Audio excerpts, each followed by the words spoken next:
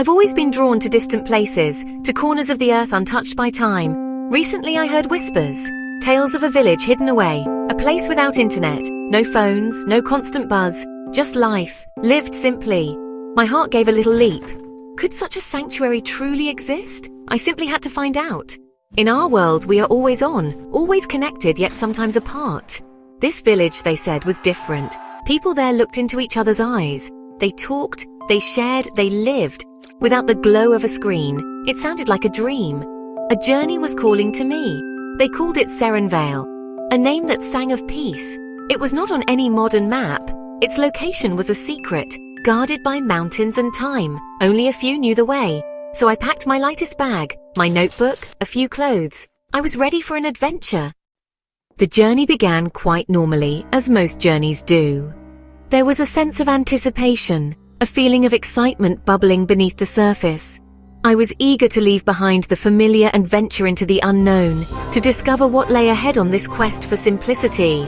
A chuffing train, a relic of a bygone era, carried me away from the city's hustle and bustle. Then a bus, a more modern conveyance, but still a world away from the sleek, high-speed transport I was accustomed to. It wound its way through the countryside, each turn revealing a new vista of rolling hills and verdant fields. The roads grew narrower, twisting and turning like ribbons unfurling across the landscape.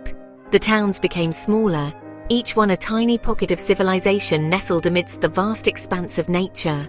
They seemed to whisper tales of a slower, simpler way of life. Soon, the tarmac ended, giving way to a rougher, more elemental surface. A rickety old jeep appeared, a trusty steed ready to tackle the challenges ahead. Driven by a smiling man, his face etched with the wisdom of the mountains. He knew the unspoken paths, the secret routes that snaked through the wilderness. He spoke of Serenvale with reverence, his voice hushed with a sense of awe. The jeep bumped along a dusty track, each jolt a reminder that I was leaving behind the smooth, predictable world I knew. Deeper and deeper into the wild, where nature reigned supreme. Green hills rose all around us, their slopes carpeted in emerald vegetation. The air grew crisp and clean, invigorating my lungs and clearing my mind. Then the jeep could go no further, its journey's end marking the beginning of a new phase. Now we had to walk, relying on our own 2 feet to carry us forward. A narrow path, trodden by few, wound its way into the heart of the mountains. Up steep inclines we climbed, our muscles burning with exertion, down into shaded valleys where the sunlight dappled through the leaves. Nature was our only companion, her presence both comforting and awe-inspiring. After many hours I saw it, a sign that our destination was near. A wisp of smoke in the distance, a promise of warmth and shelter, curling up from a green hollow, a secret haven hidden from the world. My guide simply pointed, smiling knowingly, his eyes twinkling with anticipation. That, he said, was Serenvale, the heart of simplicity we had been seeking. As we drew closer, a stillness descended, a palpable sense of peace, a profound enveloping quiet washing over me like a gentle wave. We reached the edge of the village, the gateway to a different world. I felt I had stepped back in time, into a place where the rhythms of nature dictated the pace of life. My first morning in Serenvale. A blanket of mist still clung to the fields, promising a day of gentle warmth. The air was still, holding its breath before the village awoke. I woke to the song of birds, a chorus of melodies, each bird contributing its unique voice to the symphony of the dawn. It was a far cry from the jarring ringtones I was used to. No jarring alarm from a phone, just the natural rhythm of the world calling me awake. It was a welcome change. Sunlight streamed through the window, painting the room in hues of gold and amber. Dust motes danced in the beams, creating a mesmerizing display. A rooster crowed somewhere nearby, a proud, confident call that echoed through the valley, announcing the arrival of a new day. The air was fresh and cool, carrying the scent of damp earth and blooming flowers. It filled my lungs with a sense of invigorating purity. The village was slowly stirring. Smoke began to rise from chimneys, carrying the promise of warm hearths and hearty breakfasts. Life here moved with the sun, a natural, unhurried pace dictated by the changing light and the turning of the seasons. I watched the villagers begin their day. Their movements were deliberate, purposeful, each action contributing to the rhythm of their lives. Farmers walked towards their fields, shouldering their tools ready to coax life from the soil. Their faces were etched with the wisdom of generations. Women tended to gardens. Their hands moved with practiced grace, nurturing the plants that would nourish their families, or prepared the morning meal.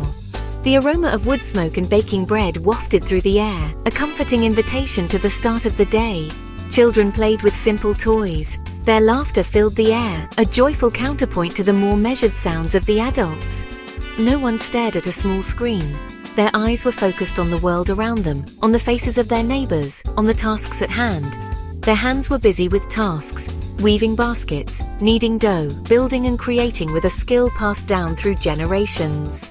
The absence of digital noise was striking, a profound silence that allowed the sounds of nature to fill the space.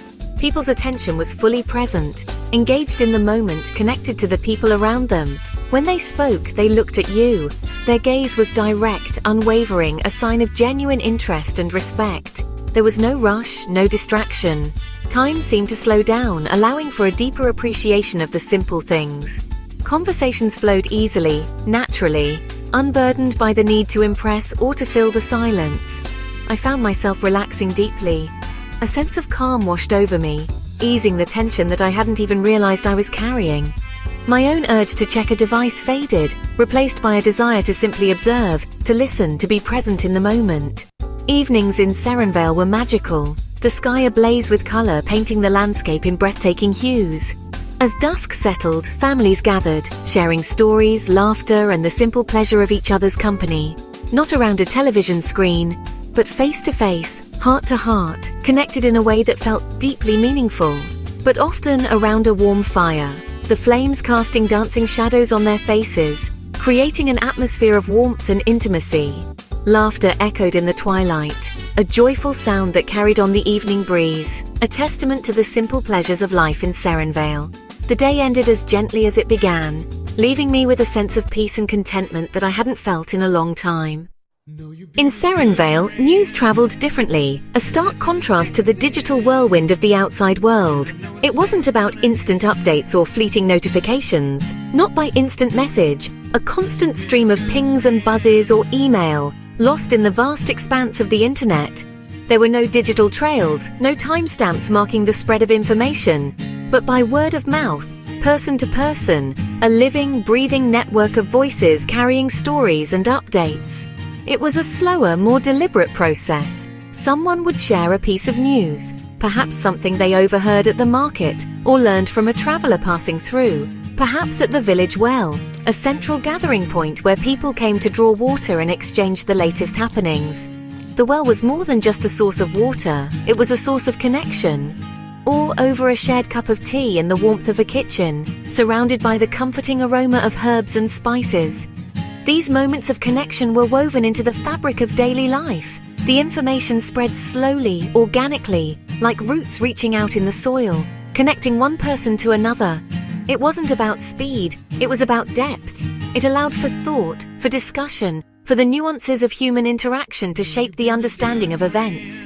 People had time to consider, to question, to form their own opinions. There was no digital echo chamber here, no algorithms reinforcing pre-existing beliefs. The conversations were real, the perspectives diverse, just human voices, sharing and listening.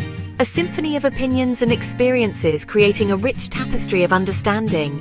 Each voice mattered, each perspective valued. The heart of the village was its square, the central nervous system of Serenvale's social life. A simple open space, perhaps with a large tree offering shade and shelter, a silent witness to the ebb and flow of village life.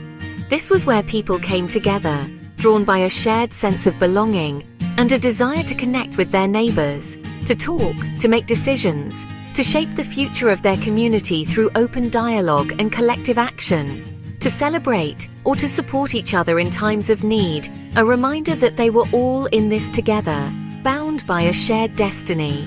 Children played freely under watchful eyes, learning the unspoken rules of community and the importance of looking out for one another.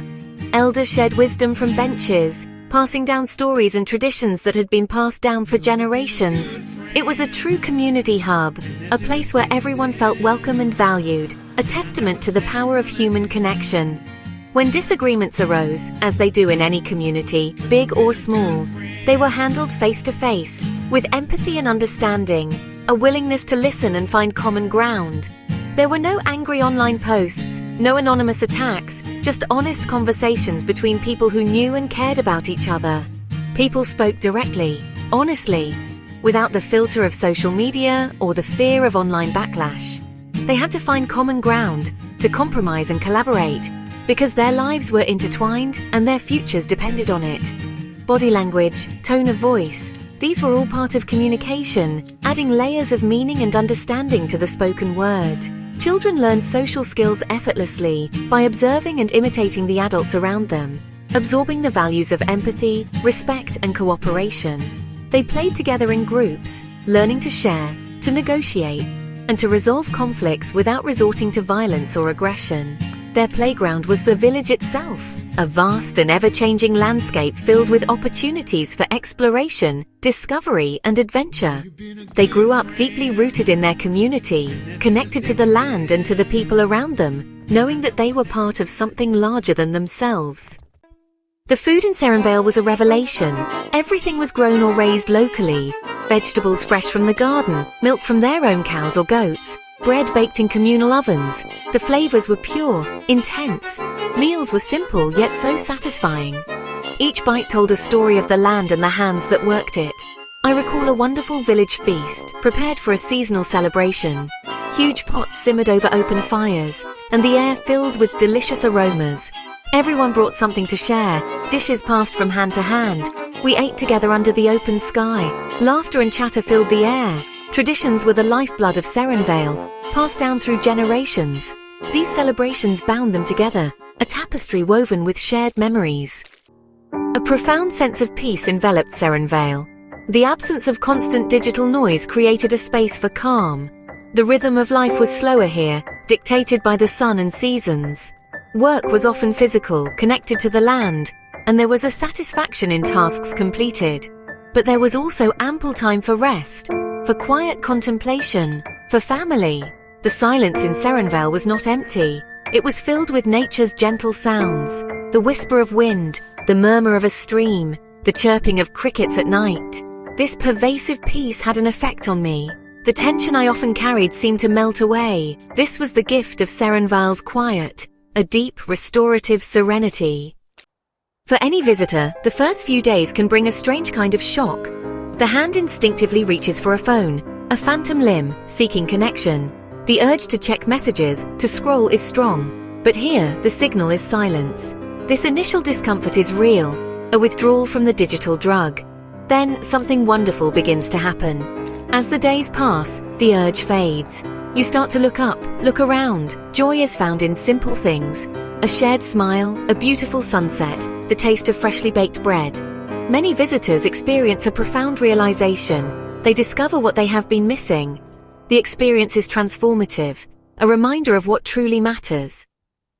Reflecting on Serenvale, I saw its true strength. Its power lay in its people, in the bonds between them, in their shared values and traditions. This was a community in the truest sense, resilient, supportive, and deeply connected.